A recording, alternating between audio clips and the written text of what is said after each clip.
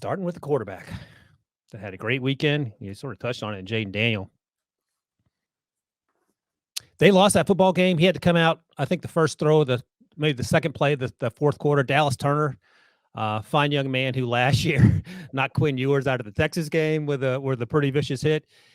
The hit he put on Jayden wasn't even reviewed for targeting. Dallas. I don't think he's a dirty player. He's just a physical player, and he just hit him up around the head and neck area. And Jayden came back in for a play. Wisely, they took him out, and that was a wrap on his day.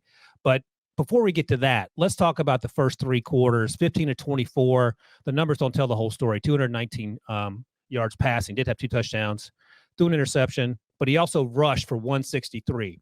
Now, he is not built like Anthony Richardson in terms of his ability to run. He looks more like who does he look like in terms of quarterback running style? He's smaller than Lamar Jackson, it feels like, right? Yeah, I don't think Lamar's as tall. Yeah. Lamar's a little thicker built. Right. But he's boy, is he an athlete. And when you watched him in the 2-minute drill right before the half, and some of the plays he made, he just made and Alabama has very good athletes on the defensive side of the ball, but he looked like he was in a different gear on a few of those scrambles, and they got him a touchdown right before the end of the half. I don't want to, like, Deontay Lawson is a fantastic athlete who plays linebacker for Alabama. He got put in the spin cycle on the sidelines there on that little scramble, and he gave him the old Michael Vick / Lamar Jackson juke move, and he twisted his ankle and crumpled in a pile. He looked like me trying to change directions right now at this age. And Nick Saban said on Monday, he said he's day-to-day with an ankle injury.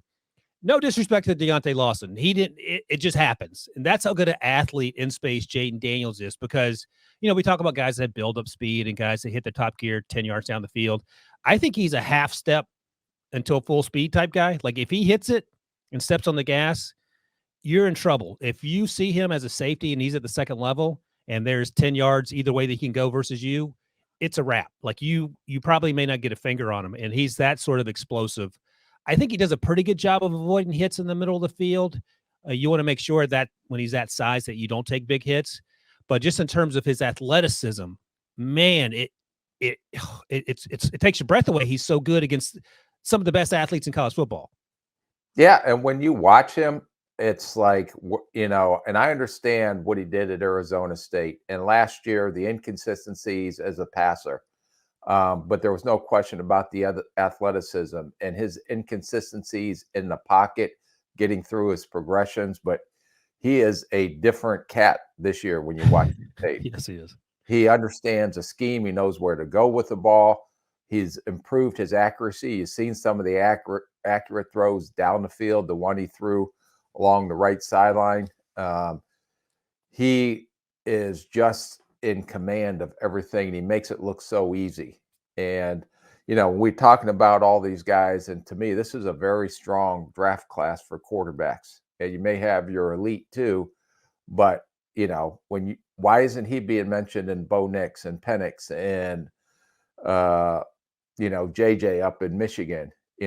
This kid has played his way, to me, into that type of conversation, where I think in this whole pre-draft process, this is a guy that's played a long time in college. He's matured. This shows you how much he's improved from year to year to year and just hitting full stride. I think watching the game, they were talking about his numbers and Joe Burrow's numbers are almost identical, and what he's able to accomplish this year. So it's a shame that he got knocked out, because it would have been interesting to see how that game would have turned out, and maybe much closer if he was able to stay in the game. But smart decision to take him out if he did have some kind of head injury. Right. What's crazy? And I was thinking about this after the game. Jayden Daniels may not have been the best athletic quarterback on the field on Saturday night in Alabama. Oh, yeah. Like, Jalen Milroe, sweet mercy alive. Like, Jayden Daniels is a better pure quarterback from top to bottom in terms of the checklist. But Jalen Milroe in the open field provides some problems for the defense as well. That's a conversation for another time, but that's just something that crossed my mind. In terms of some of the things that Jayden Daniels did well throwing the ball, and maybe this is easy layup stuff, or maybe it's a little more nuanced than that, but he understood that either the Alabama was in the wrong coverage or the safety was just coming down, had Malik Neighbors in the slot versus Malachi Moore. And once they got even, he said, go get it. Yeah. And he threw the ball. I think I put it down like they were 15 yards, 20 yards past the line of scrimmage. Malachi Moore, the safety slash nickelback, and Malik Neighbors were neck and neck. When that ball landed, there was about 8 yards of separation. So Malik Neighbors hit the burners. Yep. Jayden put it out there, laid it out for him. Easy catch, easy touchdown. And, you look at it, go, oh, okay, anyone can make that throw. But he recognized it. He didn't hold the ball. He let his wide receiver do the heavy lifting, all the things that simplify the game when your quarterback, instead of pressing and doing the things we'll talk about with some of these other quarterbacks in the NFL do that have caused them to struggle. He doesn't throw with a ton of anticipation. Is that a problem when you're evaluating?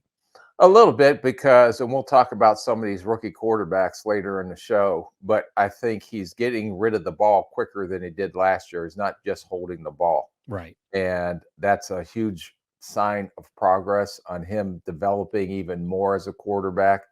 So if he leveled off like what he was at Arizona State or even his first year at LSU, we wouldn't be talking about him with this type of rise through the draft boards. But he has improved getting through his progressions. He's improved his accuracy, his mechanics in the pocket are night and day from getting his feet set, and then his athleticism speaks for itself. So I think he'll continue to just improve as he goes along.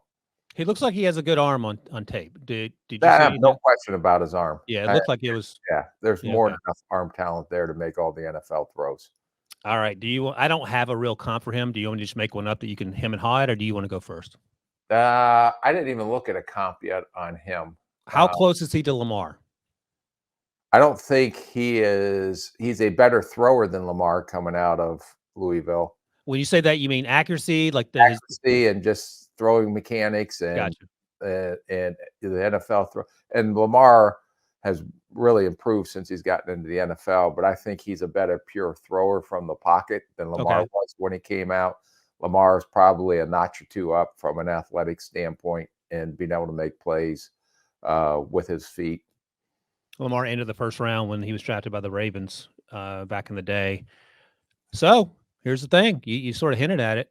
Caleb, Drake. I mean, is he better than Michael Penix? Like, I like Michael Penix a little more just because there's the injury history, of course, but he ain't the Michael Penix ain't the athlete that Jayden Daniels is. So is he QB3, 4, 5? Where you got him? Al, I don't know yet. Okay. But I have him ahead of Bo Nix. Yeah. I think he's better than Bo Nix. Bo Nix is very polarizing. Yeah. I like him better than Ewers at Texas. Ewers is out now, the shoulder. Again. So let me ask you this. Top 40 pick? Oh, yeah. I think he's going to make his way into the first round. I do too. Good. Man, sad day for Rick Spielman. He agrees with me, Debo, about a lot of this stuff. And this is getting me lost, by the way. Now, I didn't have time because it's my kids got a whole thing going on here. I didn't have time to go back and watch the Missouri game. Did you happen to go back and watch the Missouri game? No, I didn't. Okay, because that's one of the games. Because Debo gave us 32 guys to get through. But, like all day yesterday and this morning, I'm sitting there scrambling, watching 22 rookie quarterbacks, and then Tank Dell, and then we're going to talk about him later. I told Debo to college guys. It's incredible the amount of work that is put upon us. And you've said it before. I don't think you're kidding. You haven't had this much work since you were a Blesto scout, right? No, yeah. Blesto scout wasn't bad compared to what